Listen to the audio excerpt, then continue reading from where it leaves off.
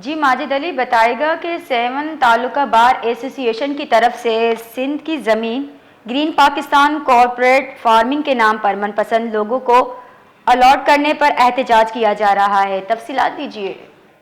जी बिल्कुल, आज seven तालका bar association के सदर एडवोकेट जाहिद हुसैन बुरडो और जनरल सेक्रेटरी अब्दुल रहमान मल्ला की कयादत में एडवोकेट असगर हाले पोटो, एडवोकेट गुलाम अली भट्टी, एडवोकेट अब्दुल गफूर भट्टी और दीगर ने जो है एहतजाजी मुजाहरा करते मीडिया से गुफ्तगू में कहा है कि हम सिंध की आवाम को सबसे पहले तो मुबारकबाद पेश करते हैं कि हमारी जिद्दोजहद जो है रंग ले आई है और सिंध और सिंधियों की फतह हुई है। मजीद उनका कहना था कि नोटिफिकेशन मिलने के बाद जो है हमारे रहनुमाओं का जो फैसला होगा वो हमें मंजूर होगा और हमारी जिद्दोजहद जारी रहेगी। जब तक ग्रीन पाकिस्तान कारपोरेशन फार्मिंग की जमीनें वापस नहीं ली जाती तब तक हमारी जंग जारी रहेगी और हमारा जीना मरना जो है सिंध के साथ है। जी बहुत बहुत शुक्रिया।